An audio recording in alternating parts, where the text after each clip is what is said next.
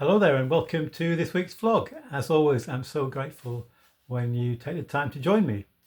And I want to begin today with a question which might be actually quite a challenging question. And it's this: if someone were to ask those who know you well, maybe family or friends, work colleagues, if someone was to ask them to name three of your major characteristics or your personality traits, three things that stand out about you, what do you think your friends, your family, those who know you might say? Or put it another way, what would you like them to say? What are the three things that you would love people to say about you? The reason I'm asking that question is that I think I remembered I mentioned in last week's vlog about a good friend of ours called John who had died very suddenly, and Sue and I travelled to his service to give thanks for his life last Monday, and it was called a celebration of the life of our friend John. So although there were tears, and those who were close to him, his friends and his family, desperately miss him. He was taken so very suddenly. It was a shock to everybody.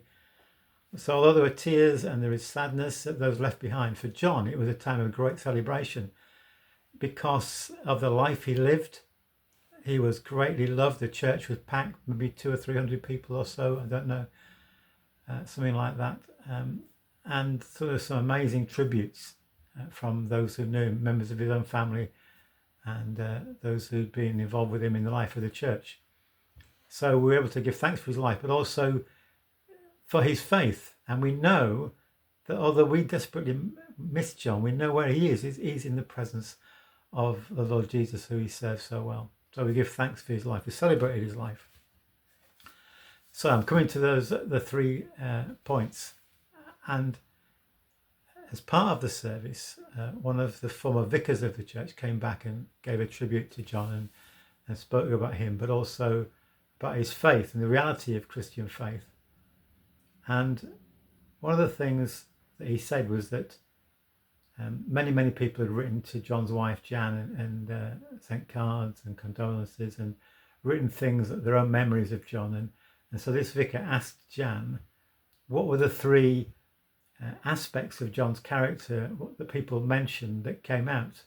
What were the 3 most common things that people said about John? And I wrote them down on the order of service sheet. And the 3 things that people said most of all about John, I'm sure there were many others, were firstly wisdom, secondly integrity, and thirdly humility.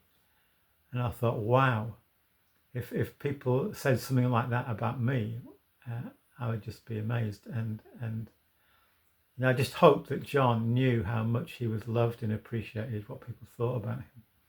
So I just wanted to focus for a couple of minutes on those 3 aspects that people mentioned about John's character. This is from their own personal experience.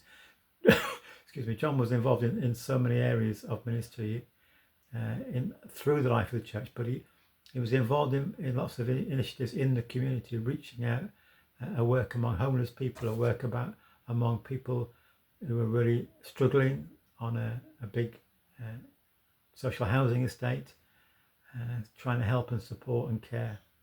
So wisdom. I've come across a verse from the book of Proverbs, chapter 2, verse 6. For the Lord gives wisdom. From his mouth come understanding and knowledge. The Lord gives wisdom, and John was someone who prioritized his relationship with God.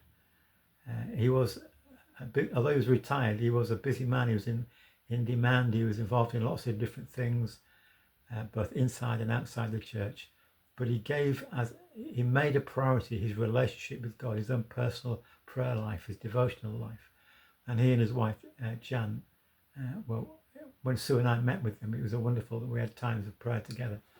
They were really encouraging. So wisdom. John was a man of wisdom, and he shared his wisdom. People went to him because they knew John would give a thoughtful, wise answer. You've probably heard it said that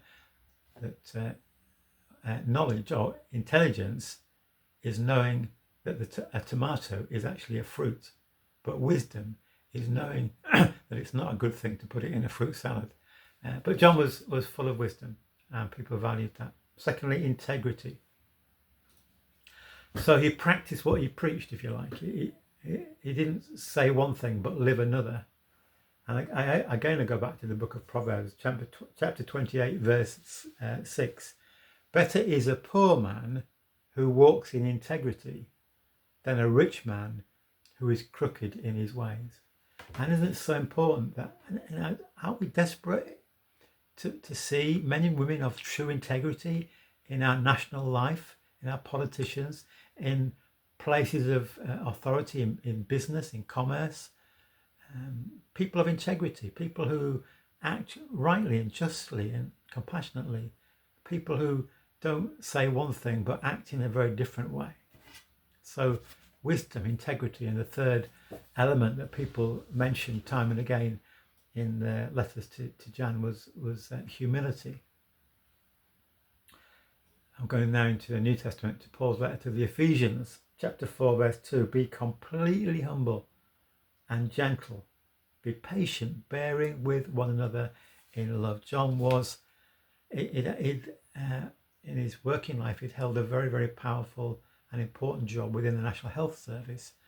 And he was, in the life of the church, he held important roles, but he was never one to lord it over others, never one to stand on his high horse. He was never one to look down upon others. No, he came alongside people. He acted with true humility, like Jesus himself, who washed the feet of his disciples. John too was a man of humility. In fact, when Paul talks about the gifts of the Spirit at work in the life of a Christian disciple, humility is one of those gifts. So John was a humble man, though in many ways he was really important. He was doing powerful, important jobs. He was a humble man.